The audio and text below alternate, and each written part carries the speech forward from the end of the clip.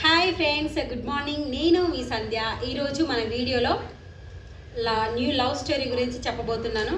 First వచ్చేసి ఒక అబ్బాయి ఒక అమ్మాయి సిటీలోనే ఉంటారు. కాకపోతే వాళ్ళకి ఒక 20 కిలోమీటర్స్ డిస్టెన్స్ ఉంటుంది అంతే. అయితే ఈ అబ్బాయి చూడడానికి చాలా సన్నగా ఉంటాడండి. ఆ అమ్మాయి మాత్రం చాలా బొద్దుగా లావుగా ఉంటుంది. దాదాపుగా ఒక 100 kgs ఉంటుంది. తను చాలా అంటే చాలా వెయిట్. బట్ కాకపోతే ఈ అబ్బాయి చిన్నప్పటి నుంచి ఇలా అమ్మాయిని చూస్తూ ఉంటాడు. తన స్కూల్ స్టేజ్ నుంచి వెళ్ళి ఇంటర్ స్టేజ్ నుంచి వెళ్ళి సేమ్ క్లాస్మేట్. బట్ కాకపోతే అమ్మాయికి చెప్పడానికి భయపడేవాడు. ఆ అమ్మాయి క్యారెక్టర్ని, ఆమె యొక్క మంచితనాన్ని చూస్తూ లవ్ చేస్తూ ఉంటాడు. దాదాపుగా డిగ్రీ వరకు సేమ్ చదువుకుంటాడు, సేమ్ కాలేజ్, సేమ్ తను ఏ స్కూల్లో జాయిన్ అయితే ఆ స్కూల్లోనే జాయిన్ అవుతాడు. ఇంటర్లో కూడా ఏ కాలేజీలో జాయిన్ అయితే అందులోనే జాయిన్ అవుతాడు. డిగ్రీ కూడా సేమ్ అలాగే. డిగ్రీలో తను బాగా ధైర్యం తెచ్చుకొని ఆ అమ్మాయికి ప్రపోజ్ చేస్తాడు. ఆ అమ్మాయి, నేను చాలా లావుగా ఉంటాను కదా, నువ్వెలా నన్ను ఇష్టపడుతున్నావు అది ఇది అని అంటే, తను చిన్నప్పటి నుంచి తన ప్రేమని ఎలా అయితే తనని లవ్ చేస్తూ చూస్తూ ఉన్నాడో ప్రతిదీ ఆ అమ్మాయికి ఎక్స్ప్రెస్ చేస్తూ ఉంటాడు.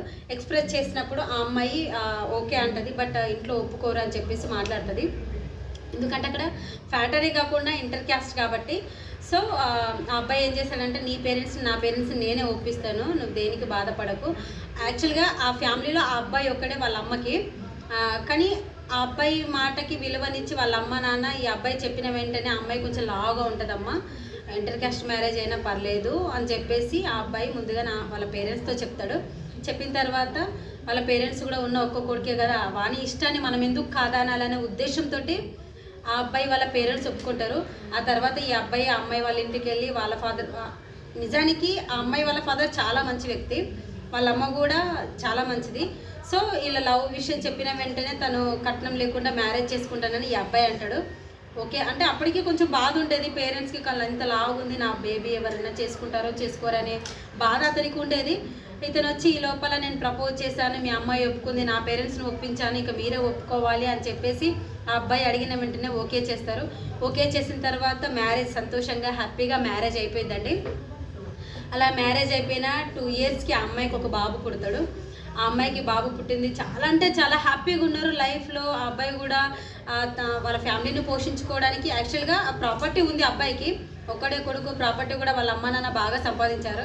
బట్ కాకపోతే ఆ అబ్బాయి పాపం బయట నాకంటూ ఒక ఉండాలి అని చెప్పేసి తను ఓన్గా జాబ్ చేస్తూ ఉండేవాడు. జాబ్ చేస్తూ ఉన్నప్పుడు అలాగా కొన్ని రోజులు గడిచిపోయింది. ఒక అబ్బాయి పుట్టిన తర్వాత అందరి ఫ్యామిలీ మొత్తం హ్యాపీ, అంతా హ్యాపీ. లాస్ట్కి ఒక బాబు పుట్టిన 1 year, బాబు బర్త్డే కంప్లీట్ అయిపోయింది. 1 year తర్వాత ఆ అబ్బాయి యాక్సిడెంట్లో చనిపోతాడు. డెలివరీ బాయ్గా చేస్తాడు యాక్చువల్గా. అలా యాక్సిడెంట్లో చనిపోయిన తర్వాత ఆ అమ్మాయి అసలు చాలా అంటే చాలా బాధపడిపోతుంది. ఎంత అనంటే ఇక లైఫ్లో ఎంత ఇష్టపడి మ్యారేజ్ చేసుకున్నామో లాస్ట్కి వస్తే నా భర్త చనిపోయిందని తను ఎంతో బాధపడుతుంది. తను 3-4 years వరకు కోరుకోలేదు.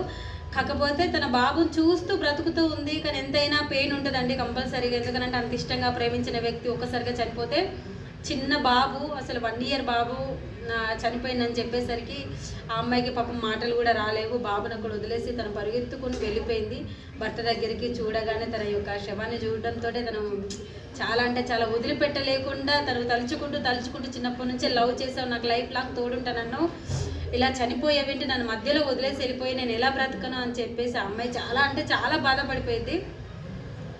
తనలో తాను ఇక ధైర్యం తెచ్చుకొని పోనీలే నువ్వు చనిపోయావు, నీ ప్రేమను నాకు ఇచ్చిపోయావు అని చెప్పేసి ఆ అబ్బాయిని చూస్తూ ఇప్పటికీ తన అత్త మామతో పాటుగా తన తల్లిదండ్రులతో పాటుగా తను హ్యాపీగా ఉంది తన బాబుని చూసుకుంటూ. ఇంతవరకు తన మ్యారేజ్ కూడా చేసుకోలేదు.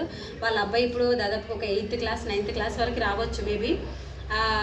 అలా అన్నట్టుగా అంటే భర్త చనిపోయింది కదా అని చెప్పేసి డిప్రెషన్